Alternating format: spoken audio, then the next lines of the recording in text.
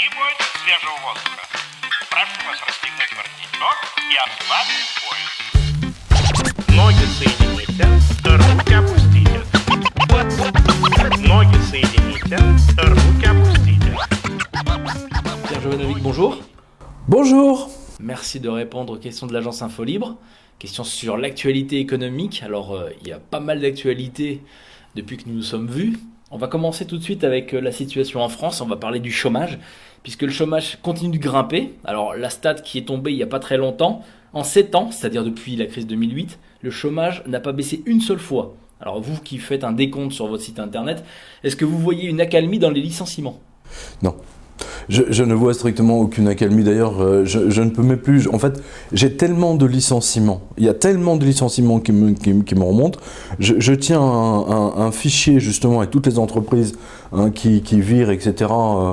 Et en fait, à un moment donné, j'ai été débordé. C'est-à-dire que j'ai pu la faire depuis 8 ans que je tiens la revue de presse. J'avais vu en fait une première vague, un tsunami de licenciements qui avait commencé donc en 2008 jusqu'en grosso modo 2010, donc qui correspond aux effets de la méga planche à billets des Américains. Et ensuite, bon, on va dire il y a une petite accalmie. Et d'un seul coup, ce tsunami de licenciements avait repris en mai 2012. Et depuis mai 2012, c'était sans arrêt et de plus en plus violent, enfin chaque semaine qui passait. Et à un tel point que j'ai été débordé, c'était en mars dernier, j'ai été littéralement débordé, c'est-à-dire qu'en fait j'avais tellement de licenciements qu'il me fallait techniquement 2 jours pour ne serait-ce que pouvoir les traiter. Et donc elles n'apparaissent plus sur ma revue de presse, mais c'est pas pour autant que je ne les suis pas, au contraire, je les garde et je me dis que je vais profiter des vacances, du mois de juillet pour justement pour mettre faire une page justement de tout ce qui a été, de tous les licenciements massifs. Pour vous donner un exemple, JP Morgan, au hasard, j'ai pas fait exprès, mais JP Morgan qui avait déjà viré à maintes reprises 10 000, 15 000, etc. On a reviré 5 000 de plus, là, il y a 3-4 jours. Comme ça, sans prévenir, sans rien. Il y a eu très très peu de presse là-dessus, et au même moment, le président de la JP Morgan s'est fâché avec les actionnaires de la banque parce que ceux-ci n'avaient pas voté à 80% de oui son augmentation, son bonus de 20 millions de dollars. Oui, donc il réclamait 20 millions de dollars aux actionnaires, puis en même temps il virait 5000 personnes. Vous avez vu Areva. Areva, c'est un exemple typique. Et je voudrais revenir sur Areva. Pas tant sur le licenciement, qui bien entendu est important, puisque c'est la nature même du sujet. En revanche, ce qui est important, et ce que j'ai vu maintenant depuis toutes ces années, c'est que il y a une coordination, il y a une organisation qui est faite entre les services publics, puisque donner une autorisation de licenciement, ça se fait pas comme ça, comme vous le savez. Et comme par hasard, Areva, ça tombe justement le jeudi du départ en week-end. Oui, et tous les gros licenciements en France sont donnés soit le vendredi soir, soit la veille le jour d'un départ en week-end prolongé, en général au mois de mai. Au mois de mai, vous pouvez licencier autant, ça passe sous le radar, oui. Soit alors au mois de juillet, bien entendu, au mois d'août. Vers le 15 août, il y a beaucoup de licenciements, beaucoup de plans. Et bien entendu, dans la semaine du 20 décembre jusqu'au 3 ou 5 janvier de l'année après. Voilà. Et donc c'est organisé. Ça veut dire qu'en fait, tout est calculé à l'avance. En amont, ils ont dit voilà, il faut que cette décision soit prise tel jour, tel mois, pour que la signature des licenciements et que chez nous on soit prêt et qu'on annonce ça à la presse et au public la veille des départs des week-ends de Pentecôte, par exemple. Mais quand je dis ça, c'est par exemple la baisse du pétrole a littéralement décimé toute l'Europe, la Norvège en particulier, en termes de toutes les sociétés qui traitent du pétrole, et bien entendu en Afrique, le Nigeria, et surtout aux États-Unis et au Canada. Ça a été un désastre. Et malgré ça, extraordinaire. D'ailleurs, je n'ai pas été le seul à l'observer, puisque le Wall Street Journal s'est fait la remarque en disant, mais c'est quand même incroyable, l'industrie pétrolière a viré 50 000 personnes, ne serait-ce quasiment en 3 semaines, Et les statistiques du chômage qu'on nous donne sont très très bonnes. Donc il y a quelque chose qui ne colle pas. Ou alors ils ne les ont pas pris en compte. Vous voyez. Mais tout le monde sait aujourd'hui que les statistiques de l'emploi américaines, comme françaises d'ailleurs, sont particulièrement bidonnées. Parce que ça fait partie de cette politique du mensonge global maintenant. Je me souviens d'un analyste qui avait dit en 2008, vous allez voir, plus les gouvernements vont s'enfoncer dans la crise pour sauver les banques, et plus les médias vont mentir, et plus les gouvernements vont trafiquer, bidouiller les chiffres du chômage. Ben on y est, voilà. 7 ans plus tard, j'avais commencé ça en février 2008, aujourd'hui on est en mai 2015, juin 2015, voilà, c'est le mensonge absolu, et en Espagne, en Italie, en France, et surtout aux États-Unis, bien entendu. Alors vous avez parlé de plusieurs sujets, juste pour revenir sur le prix du baril du pétrole, alors on est en juin 2015 comme vous le dites, ça fait 1 an que le pétrole s'est effondré, mais par contre le prix au litre d'essence lui est resté relativement haut. Comment on explique ça ? Attendez, ils vont pas baisser le prix, plaisanteux quoi. Attendez, je dirais 80% du prix de ce que vous payez va dans les caisses de l'État. Et l'État aujourd'hui n'a même pas assez d'argent pour payer les militaires. Vous avez vu que comme par hasard aujourd'hui, la SNCF a trouvé vachement intelligent d'acheter le même logiciel de paye. Que c'est pas Ciel, c'est pas Ciel Maconta, c'est des gros systèmes. Le même que celui de l'armée, le Louvois, son moyen d'arriver. Et du coup, maintenant, c'est la SNCF les salariés de la SNCF, qui ne sont plus payés ou qui sont payés en retard. Et vous avez vu que le commissariat d'Evry, l'hôtel de police, ils ont arrêté les travaux, maintenant ça fait 3 mois que c'est en rade, c'est sorti. Alors il paraît qu'effectivement là aussi c'est un bug de logiciel, dites donc. Il paraît que l'armée, ils ont changé de logiciel là récemment, non ? Ils ont dû le refiler à la SNCF, ça doit être ça. Ils ont le refilé à la SNCF. Non mais ça vous montre que l'État français est complètement ruiné, il n'a absolument plus d'argent. En général, il arrive au terme, les budgets alloués à chaque ministère sont épuisés, on va dire fin juin, fin juillet. En tout cas, à tous les coups, au 15 août, ça c'est une obligation. Et à partir de là, on brode. On brode, on invente des bugs, on invente des retards. J'ai par exemple un cas très intéressant d'un lecteur qui me disait, qui était à la banque postale, enfin son papa était à la banque postale, ou sa grand-mère, je ne me souviens plus, et donc décédé il y a 2 ans. Donc il était censé toucher l'assurance vie de la banque postale et surtout récupérer les fonds qui étaient sur le compte de la banque postale. Ça fait 3 ans qu'il attend, voyez-vous. Donc ça vous montre l'étendue du désastre. Quand vous voyez qu'en France, vous avez des 1000... moi je le dis depuis des années, voilà. Mais c'était enfin la semaine dernière dans le JDD, le journal du dimanche. Journal de Monsieur Lagardère, comme vous le savez, marchand d'armes. Donc ça leur a échappé, ils ne peuvent pas tenir l'information. Plus de 1000 municipalités françaises sont en faillite. Alors, ils n'ont pas choisi ça. Observez bien la sémantique. Toujours, c'est une histoire de mots, vous voyez bien. Ils ont dit ils sont en alerte budgétaire. Donc, ils ne disent pas faillite, ils disent alerte budgétaire. Mais enfin, tout le monde comprend. Ce sont 1000 municipalités en faillite, dont, je vous le donne dans le 1000, la municipalité de Megève, la station de ski, l'Empire de l'Or Blanc. Qu'on m'explique comment ils ont réussi à se mettre en faillite, ceux-là. Enfin, c'est du délire. Et donc, la conséquence, c'est que maintenant, les piscines municipales sont fermées.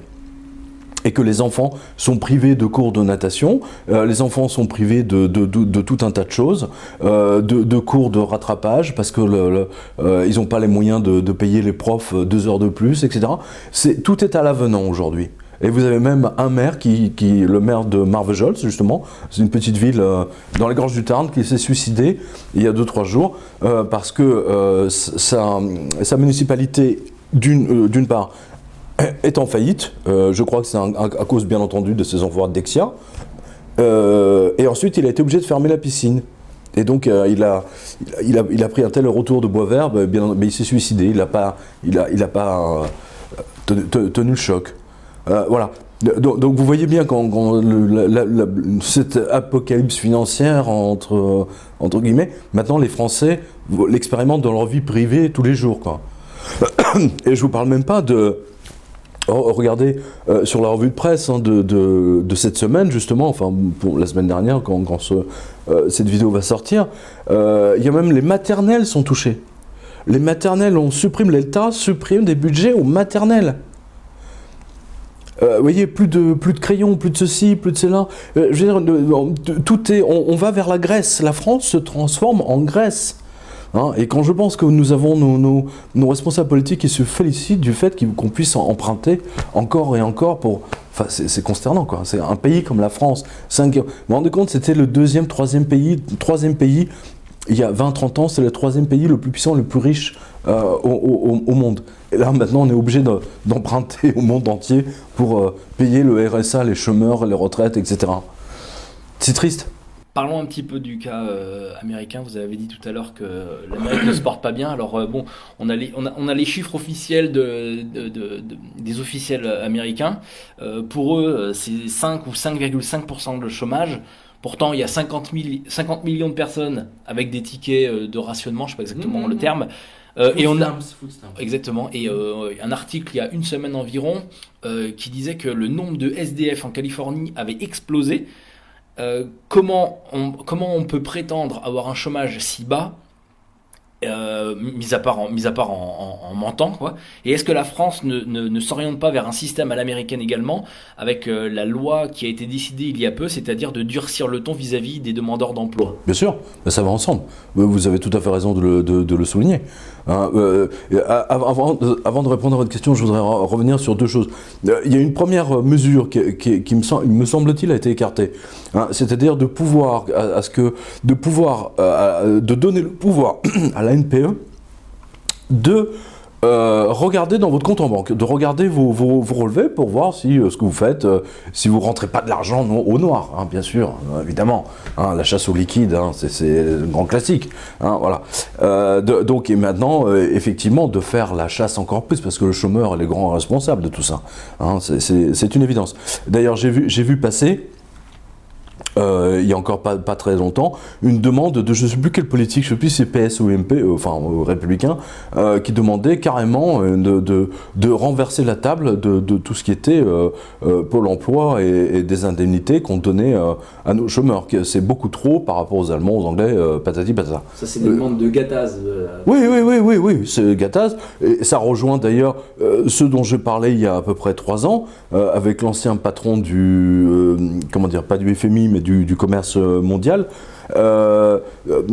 qui disait que le SMIC en France devait être, le salaire minimum devait être supprimé, tout simplement. Hein, alors que les Américains viennent de l'installer, les Allemands aussi. Observez plus libéral que les Américains, ça n'existe pas. Et pourtant, ils viennent de lancer le SMIC. Et pour revenir à votre statistique, c'est d'autant plus intéressant parce qu'elle vient de tomber il y a à peu près 1 heure, hein, donc je les ai regardées là tout à l'heure. Alors bien entendu, c'est à coup de trompette, etc. Le chiffre de l'emploi est bien meilleur, c'est formidable, etc. 5,5% de chômage aux États-Unis. Alors, il faut savoir, d'abord, première chose, aux États-Unis, vous n'êtes pas indemnisé aussi longtemps qu'en France, d'accord? Donc, à partir du moment où vous sortez de 1 an et demi. Je me souviens, il y a encore 2-3 ans, c'était 1 an et demi, hein, et le gouvernement, l'État avait voté de toute urgence, parce qu'il y avait tellement de chômeurs qu'ils avaient rallongé, ils avaient rajouté 6 mois pour pas que ça explose, ça leur explose en pleine figure. Enfin, toujours est-il qu'à partir du moment où ils ont passé ce 1 an et demi, on va dire, ils sortent des stats. Donc en fait, c'est vous casser la température, quoi. Hein, voilà. C'est un peu comme si vous comptiez... je sais pas, c'est un peu comme si vous comptiez juste les gens qui sont officiellement inscrits, mais tous ceux qui ne peuvent plus se réinscrire. Oui, on n'en tient pas compte. Et la plupart des gens qui travaillent, maintenant, la différence est devenue telle que ce sont principalement des vendeurs de Big Mac. Hein, ils sont vendeurs dans des fast-food. Ils travaillent dans ils sont valets de parking. Enfin, c'est des postes vraiment, à faible valeur ajoutée. hein, soyons clairs. Hein. Vous ne pouvez pas mélanger la Silicon Valley, prendre la Silicon Valley et vous dire que c'est partout comme ça aux États-Unis. C'est pas vrai. Je crois que c'est Max Kaiser qui avait utilisé cette formule qui vient d'un film. Il dit fake it until you make it. Faites semblant jusqu'à ce que vous ayez un orgasme. Hein, voilà. Donc voilà, faites semblant jusqu'à ce que vous trouviez un boulot. Hein. Fake it until you make it. Hein, voilà. Ils n'ont pas le choix. De toute façon, le système américain a toujours été une jungle. Hein, ne jamais l'oublier. Donc, et c'est vrai que c'est beaucoup plus pratique pour les États-Unis, effectivement, de balancer des chiffres qui sont optimistes, mais qui reposent techniquement. C'est d'une simple arnaque, quoi. Mais tout le monde le sait en plus. Hein, c'est même pas à discuter.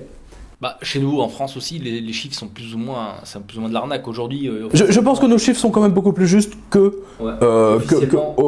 ceux des Américains, sincèrement. Officiellement, à 3,5 millions de chômeurs. Si on compte les dom-toms, si on compte toutes les catégories de chômeurs, on arrive à pratiquement 6 millions. Si on compte ceux qui sont injectés des listes, on arrive pratiquement à 10 millions. Voilà, il faut, en fait, techniquement, il faut mettre le RSA, il faut mettre les gens qui sont RSA avec les gens qui sont au chômage, tout simplement. Hein. Voilà. Mais je ne sais plus qui avait dit, mais pour moi, nous on est à 6 millions à peu près. 6 millions on est à 6 millions de chômeurs. Ouais. Hein. Et j'ai reçu un lecteur. Le mail d'un lecteur qui travaille justement dans un pôle emploi en tant que cadre.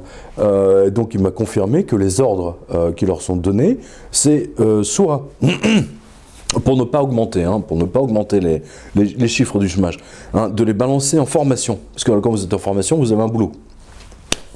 Donc rien que ça fausse les statistiques. Vous voyez.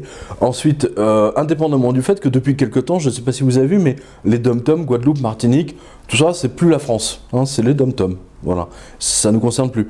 Alors que le chômage, que ce soit en Martinique, en Guadeloupe ou je sais pas, à Lyon ou à Marseille, c'est des stats. Hein, c'est froid, c'est glacé, mais non. Maintenant, on fait et bientôt, vous savez, ils vont faire le chômage à Paris, Île-de-France, hein, et puis ensuite, ils vous feront le chômage dans le sud de la France. Et pour que l'impression, vous savez, c'est un peu comme le froid. Hein, vous avez, on vous dit, il fait -3, mais la température perçue, c'est -20. Hein, c'est ça. C'est du même ordre d'idée. Hein. Et donc ils ont reçu des ordres pour effectivement systématiquement tricher. Et bien entendu, ne soyez pas surpris que les chiffres de l'emploi de l'INSEE en plus soient différents de ceux de Pôle emploi, parce qu'ils n'arrivent pas à se mettre d'accord. Donc c'est là où vous voyez bien que il y a un petit souci. De toute façon, vous savez, les gens les personnes qui nous regardent, les spectateurs, n'ont pas besoin des statistiques de la NPE ou de Pôle emploi ou de l'INSEE pour savoir que il y a vraiment du chômage. Maintenant, quasiment toutes les familles ont une personne ou un proche qui est au chômage. C'est du jamais vu. D'ailleurs, c'est intéressant parce que je crois que c'est Valérie Trierweiler, hein, ex-Madame Hollande, on va dire, entre guillemets, qui a dit exactement la même phrase. Aujourd'hui, tout le monde a un chômeur de proche dans sa famille. C'est du jamais vu. Alors, comme on le disait, on a officiellement 3,5 millions de chômeurs. On est plus près des 6 millions. J'ai tendance à dire à peu près toutes les semaines sur l'agence Infolibre que le chômage n'est pas conjoncturel mais structurel. Est-ce que vous êtes d'accord avec ça ? Le chômage est structurel. Attendez, enfin, il y a plus, on va dire que c'est même plus compliqué que ça. Il y a Bruxelles dans l'affaire. Ouais, faut jamais oublier Bruxelles. C'est-à-dire que c'est structurellement, c'est-à-dire que c'est dans le fonctionnement du système. Attendez, moi je donne du factuel. Hein, du factuel, je m'en souviens très bien, c'était dans la revue de presse il y a 4 ans. Moi ça m'avait choqué. J'en avais parlé à l'époque à la radio, il y a même 4-5 ans. C'était une usine, une usine qui se trouvait en Lozère. Enfin, vous voyez, dans une région vraiment, c'est un petit village, et il y avait une usine qui fabriquait des machines à laver, me semble-t-il, la vaisselle, hein, des machines à laver. Et donc, le patron de cette PME a reçu un chèque de, je sais plus, 2 millions d'euros de la part de l'Union européenne pour l'encourager à délocaliser son usine si mes souvenirs sont bons, c'était en Slovénie. Mais je mettrai pas ma main au feu, comme on dit. Mais vous voyez qu'à partir du moment où Bruxelles vient rajouter de l'huile sur le feu et on vous dit délocaliser en Slovénie, etc. Qu'est-ce qu'ils font? Ils prennent un chèque de 2 millions d'euros et puis ils vont installer leur truc là-bas, ou en Bulgarie où le salaire moyen est à 200 euros par mois, je vous rappelle, hein, je le rappelle quand même, c'est important de le savoir, 200 euros par mois. Hein, donc c'est sûr que les charges que paye le boulanger ou l'électricien ou le plombier, et ensuite vous avez autre chose qui est encore plus grave, indépendant de la délocalisation, hein, c'est les travailleurs, vous savez, qui sont, je ne sais plus quelle est la formule sémantique pour les désigner, vous savez, ils sont payés en Pologne ou en Roumanie, ils sont payés en Pologne, Roumanie, Bulgarie, mais ils travaillent en France sur des chantiers. Et les charges sociales ne sont pas payées en France, mais sont payées en Roumanie, en Bulgarie, en truc. Et on a vu un truc complètement dingue, notamment sur le Mistral. Vous savez, sur tous les ouvriers qui étaient sur le chantier naval des porte-avions, enfin de porte-hélicoptères qu'on était censé donner aux Russes, il y avait énormément de travailleurs qui venaient des pays de l'Est et qui étaient embauchés et qui étaient déportés. Alors, comment voulez-vous, dans ce cas-là, que même si une économie repart, vous avez, par définition, vous avez deux autres échappatoires, et à un moment donné, vous savez, si votre voisin, le commerce en face, d'un seul coup, baisse ses prix, ils vendent la même chose que vous, il va baisser ses prix de 30%, vous en face, vous faites faillite. Hein. Donc, qu'est-ce que vous faites? Vous êtes obligé de virer tous vos mecs, hein, parce qu'au bout du c'est votre société qui va faire faillite et c'est votre tête qui est sur le bio. Voilà la réalité. Et c'est pour ça que les mecs, à un moment donné, ils n'ont pas le choix. Ils sont obligés de délocaliser parce que les autres, leurs concurrents directs, ont délocalisé. Il n'y a pas eu de gentleman's agreement sur cette affaire. Il n'y a pas eu de acheter français ou... aux États-Unis, c'est la même chose, hein, vous inquiétez pas, c'était exactement la même chose. Les États-Unis de l'intérieur ont été détruits parce qu'ils ont tout délocalisé, notamment au Mexique, par exemple. Donc c'est bien ça. C'est au niveau structurel qu'il y a un problème. Bien sûr. La structure de l'Union européenne et du fonctionnement. À la base, il y a un problème structurel, il y a un problème bancaire. Vous savez très bien qu'il y a une crise financière sans précédent que les banques essaient de cacher tous les jours. Hein. Et là-dessus, vous avez, si vous voulez, tout se désagrège lentement, c'est au ralenti, vous voyez, c'est assez étonnant à observer. Mais je vous dis, moi, on en a parlé tout à l'heure en antenne, vous savez, quand on commence à voir les piscines municipales qui ferment dans les petites communes. Hein, vous savez, les piscines municipales, c'est quand même, on a commencé à les construire en France dans les années 70, 1970. Toute commune se devait d'avoir sa piscine olympique ou sa piscine de 25 mètres pour que les gens puissent venir nager, etc. C'était un must. Hein. C'est pour ça que la France a autant de piscines et obtient autant de résultats, notamment dans les compétitions de natation aux Jeux Olympiques. C'est un peuple de nageurs maintenant, on va dire ça. Et maintenant, on ferme toutes ces piscines qui ont été payées par les impôts des gens quand même, je tiens à le rappeler. C'est pas l'État qui l'a payé. Ou du moins pas en totalité. Alors, un petit mot sur les marchés financiers, parce que comment expliquer que les marchés financiers arrivent encore à prospérer aujourd'hui, alors que tous les feux de l'économie sont au rouge? Est-ce que l'injection des 1000 milliards de la BCE sont utilisées pour booster l'économie réelle, ou est-ce qu'elles sont jouées en bourse plutôt? Ah non, mais attendez, il n'a jamais été question, non mais vous plaisantez quoi, vous rêvez.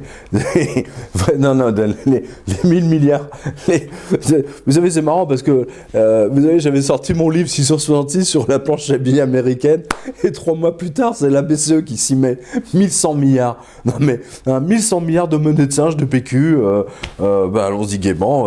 J'ai donné une interview, c'était quand? C'était il y a 2 jours à un journal corse.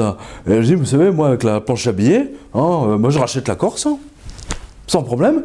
Et donc la Banque Centrale Européenne, avec ses 1100 milliards, elle ne les met pas dans l'économie quotidienne. Mais même pas du tout. C'est uniquement, elle va acheter les actions de la Société Générale, de IBM, pour faire remonter le CAC 40, le Dow Jones, le FTSE, au cric.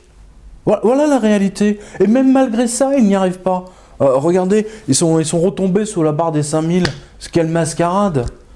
Quelle mascarade! C'est fascinant, non? Non, mais... voilà, donc c'est 1100 milliards de PQ, hein, que notre gouvernement accepte comme étant de la vraie valeur.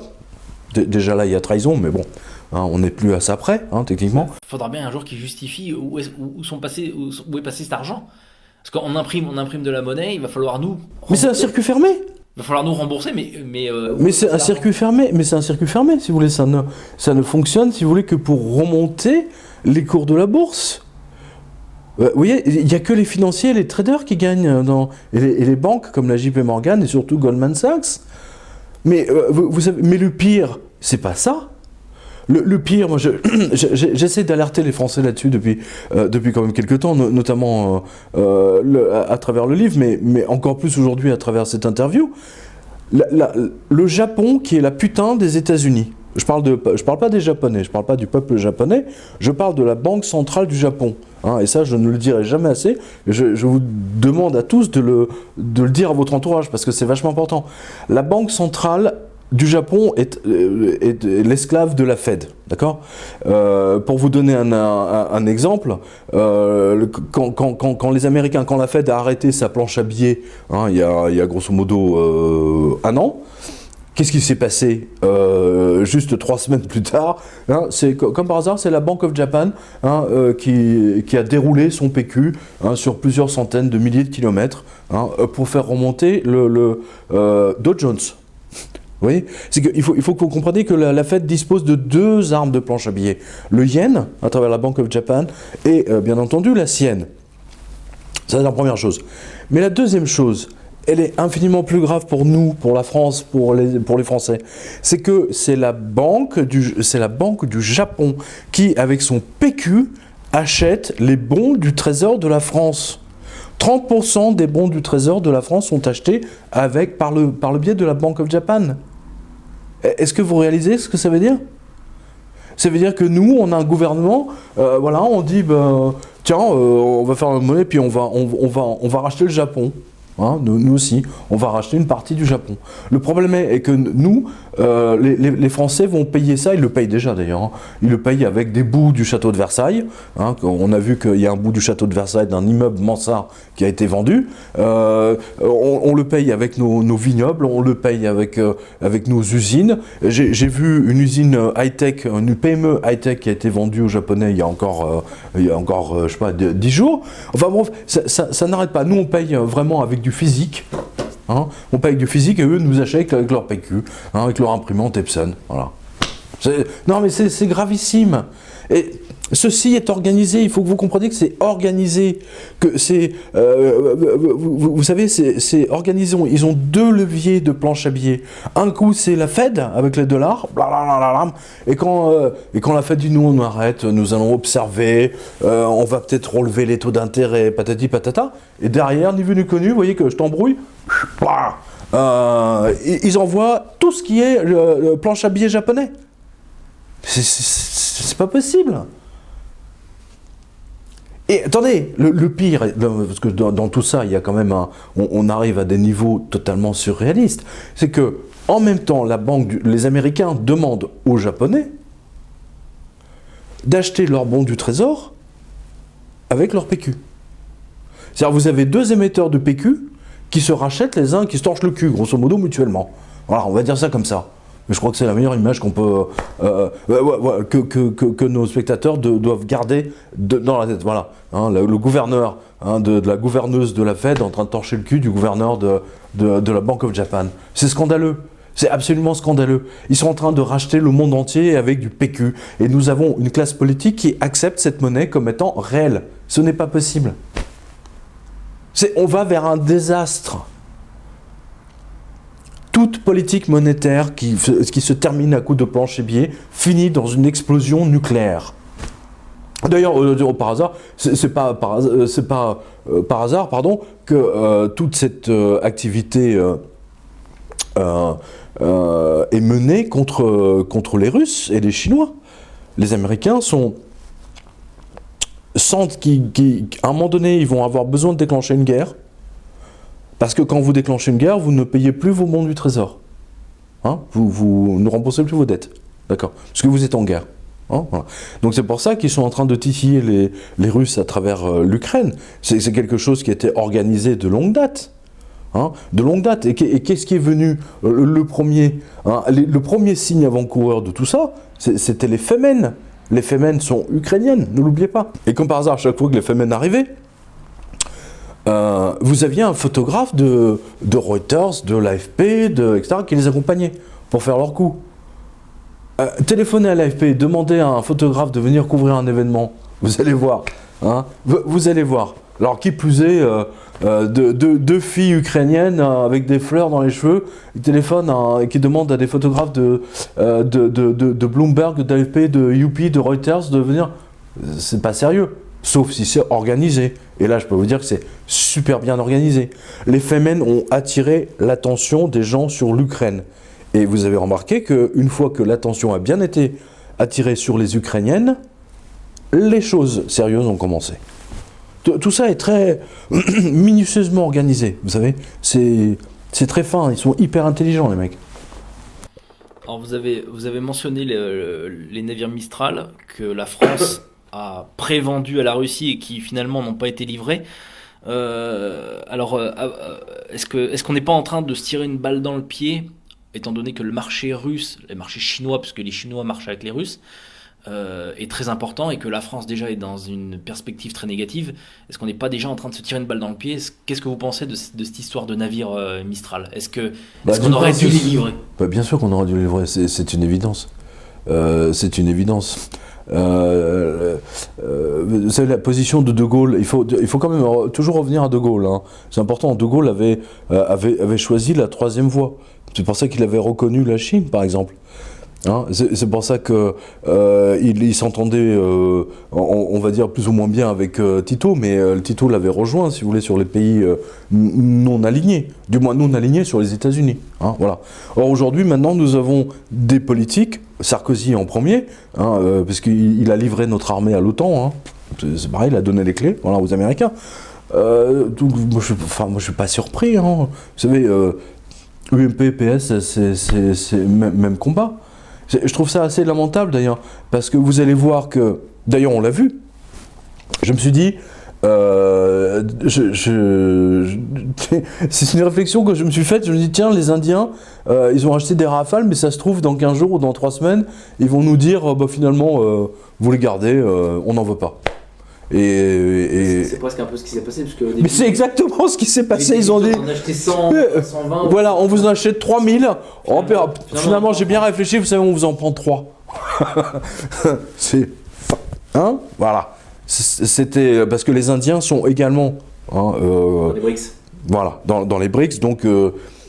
C'est une peau de banane là qui a été réservée à Hollande, qui se ridiculise, mais bon, Hollande n'est plus à ça près. Donc, à partir du moment où vous ne respectez pas un contrat comme celui-ci, vous savez, la position de la France va devenir intenable. Et c'est un très très gros exportateur d'armes, vous le savez bien. Hein, vous le savez bien. Mais même ça, on est en train de nous l'enlever. Hein. J'ai vu plusieurs alertes de lecteurs qui travaillent dans ce secteur, qui me disent là, ils sont en train de tout détruire et ils vont nous diviser en plusieurs morceaux et nous revendre aux Américains. Voilà. Donc tout notre savoir-faire va partir aux États-Unis ou en Angleterre, Dieu sait où. Alors juste une observation par rapport aux ventes de nos avions de combat, parce que pendant plusieurs années, on n'en a pas été fichu d'en vendre un seul. Et là, en quelques mois, on en a vendu quand même un sacré paquet, même si l'Inde en a pris moins que ce que ça devait être au départ. Mais est-ce que c'est pas une compensation? Mais qu'est-ce qui vous dit que finalement l'Inde ne va pas dire dans 3 mois exactement ce que j'avais... Non mais ils ont déjà réduit leur commande. Oui, non mais qu'est-ce qui vous dit qu'ils vont pas réduire encore plus? Peut-être. Non, ce que je veux dire, est-ce que les commandes qui ont été passées au niveau du Rafale, parce que le Rafale n'a pas été vendu une seule fois pendant les 15 dernières années, pas un seul Rafale n'était vendu, et là on a eu plusieurs commandes. Ce qui me fait penser, ce qui me fait dire plutôt... Mais il y a eu un deal. Ouais, c'est qu'il y a eu un deal, c'est-à-dire que on vend pas les deux Mistral, on vend rien à la Russie, mais en contrepartie, on a le Qatar, etc., qui disent acheter des avions à la fin. Non mais les Américains, vous savez, si on a vendu ces trucs-là, c'est uniquement par la permission des Américains. Je ne l'oubliez jamais. Attendez. Alors, parlons un petit Vous peu. savez, rappelez-vous, Ouais. Hollande est allé demander à Obama de supprimer les 8 milliards d'amendes à la BNP. Hein. Les banques américaines avaient fait exactement la même chose. Elles avaient écopé de 200 millions d'amendes. La BNP, elle se tape 8 milliards. Et attention, attendez, parce qu'il y a des choses beaucoup plus intéressantes dans cette affaire. La BNP sera obligée d'avoir des observateurs américains en son sein pour voir si elle ne recommence pas ses opérations, si elle veut garder sa licence bancaire aux États-Unis. Voilà, donc comment une banque est tombée, en grosso modo, entre les mains des Américains. Enfin, c'est pas encore fait, mais en tout cas, les opérations de trading avec ou d'autres opérations sur les devises, la BNP est techniquement est hors du coup, quoi. Parlons un petit peu de la Grèce, on n'en a pas parlé encore jusqu'à maintenant. Alors aujourd'hui, on est le 5 juin 2015, alors aujourd'hui c'était une date fatidique aujourd'hui.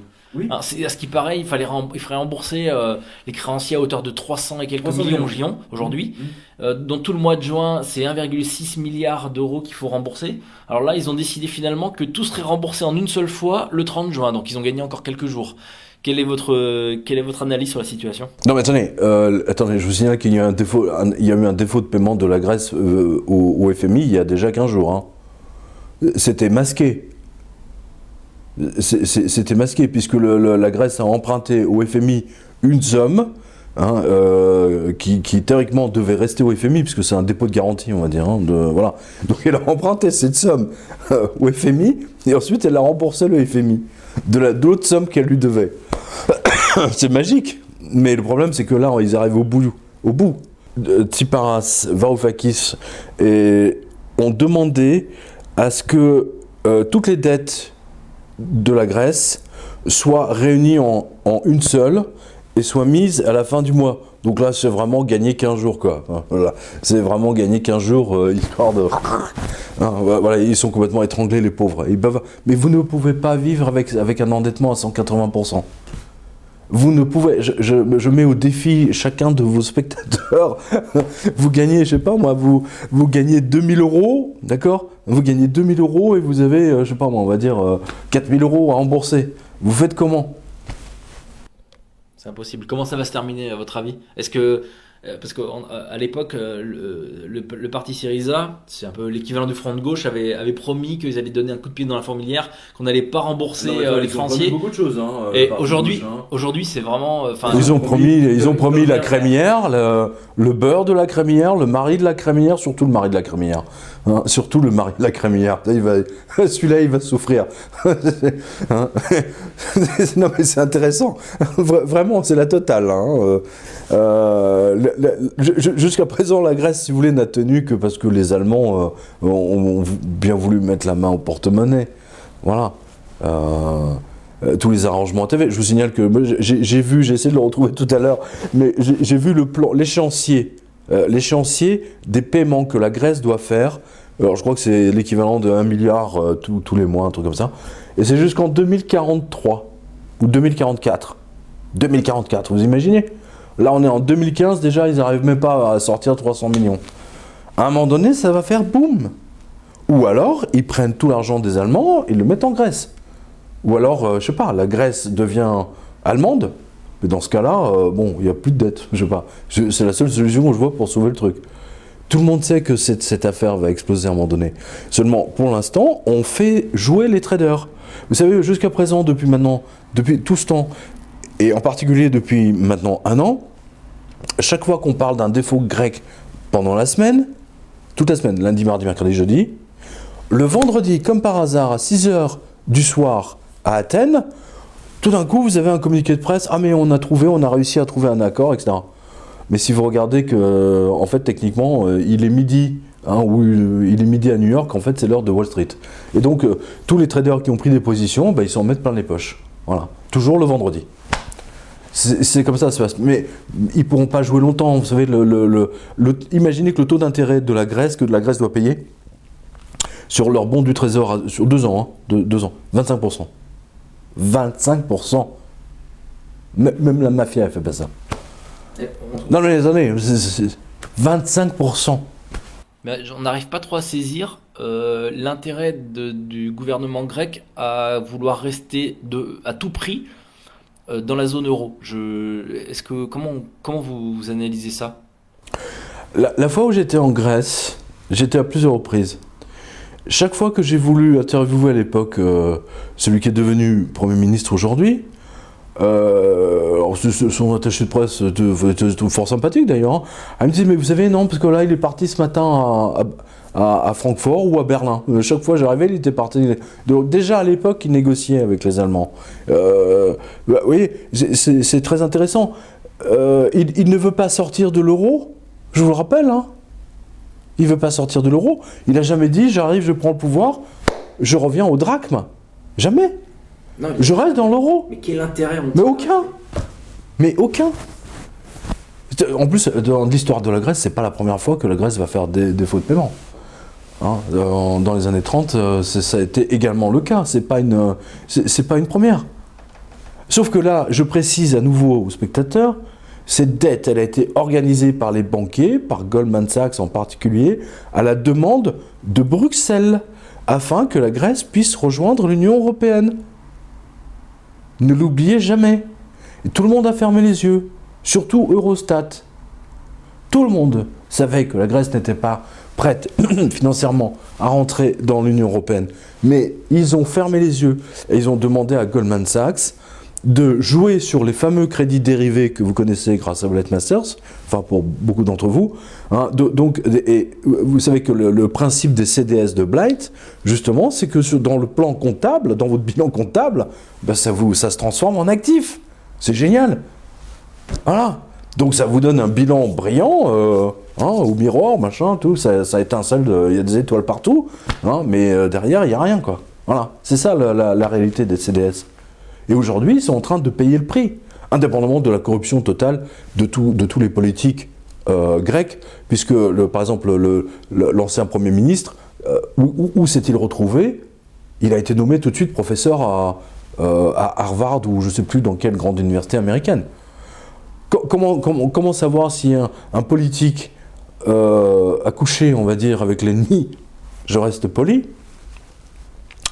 parce qu'il n'a plus de cheveux, comprenne qui pourra, c'est que dès qu'ils sont éjectés du pouvoir, ou un remaniement ministériel, comme par hasard, 4 jours après, ils obtiennent un poste à Stanford, à Berkeley, à ou MIT, enfin peu importe, vous savez, à Harvard, pour donner des cours, ou à Charlotte, et ainsi de suite. Incroyable, non? La manière de recruter des universités américaines est fascinante, hein, surtout avec les ministres et les premiers ministres. On a l'impression qu'ils sont fondamentalement accros à l'actualité européenne. Alors que quand vous êtes aux États-Unis et quand vous discutez avec les professeurs américains et surtout les élèves, le mec, ils ont même pas foutu de mettre la France ou la Suisse sur une carte, quoi. C'est ça qui est dingue. Non mais c'est vrai, c'est authentique. Non, voilà. Une petite dernière question. Alors, on a parlé de la Grèce, là, on parle juste de la Grande-Bretagne parce qu'il est question d'un référendum sur la sortie de l'Union européenne, de la Grande-Bretagne. Est-ce que, à votre avis, la Grande-Bretagne, à terme, va sortir?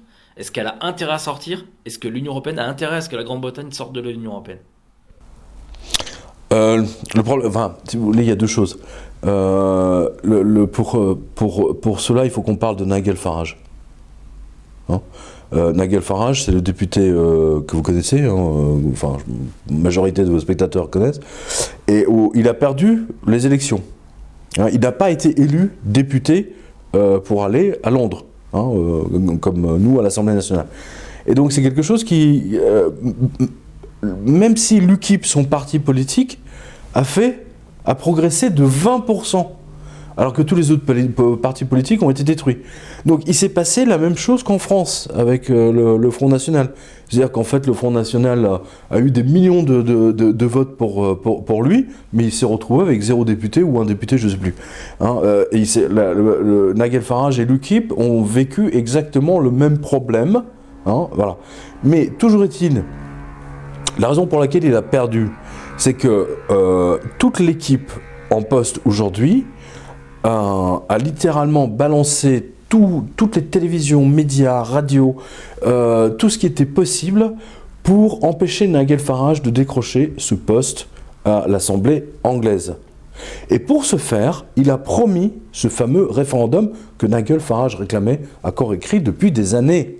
Voilà, donc techniquement c'est une victoire à la Pyrrhus de Nigel Farage, et aujourd'hui, eh bien, j'espère pour lui qu'il va remettre de l'ordre, enfin d'après ce que j'ai compris, c'est le cas, de remettre de l'ordre dans son parti, de repartir à la bataille, qu'il ne fasse pas le même coup, enfin il a voulu nous faire le même coup que Jospin, dans le genre si je perds, j'abandonne la vie politique. Et lui il avait dit, si je ne suis pas élu député, j'abandonne tout, je pars, quoi. Voilà, mais il l'a pas fait. Et du coup, est-ce que la Grande-Bretagne, à votre avis, à terme, elle va sortir de l'Union européenne ? Est-ce qu'elle a intérêt à sortir ? Bien sûr qu'elle a intérêt à sortir, évidemment, pour les intérêts de la City notamment. La City a tout intérêt à ce que ça sorte. Évidemment.